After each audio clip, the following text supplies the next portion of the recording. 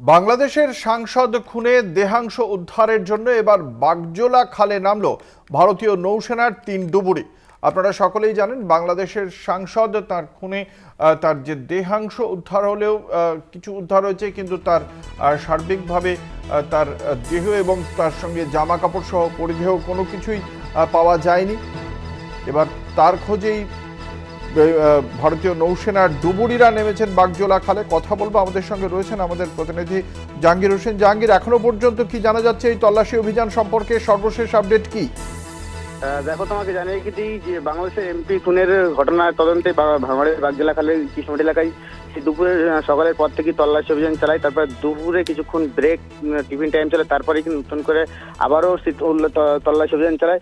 জানিয়ে যে বিগত দিনে কিন্তু এই খালেই কিন্তু টিএমজি টিম এবং সিআরই টিম তারা নেমেও তল্লাশি উদ্ধারে ব্যর্থ হয়। তারপরে কিন্তু স্থানীয় জেলাদের নিয়ে তল্লাশি চালায়, তারপরে ব্যর্থ হয়। আবার আজকে নৌসেনার টিম এনে এখানে উদ্ধার করার চেষ্টা চালাচ্ছে, তবে দেখা যাক উদ্ধার করতে পারে কিনা।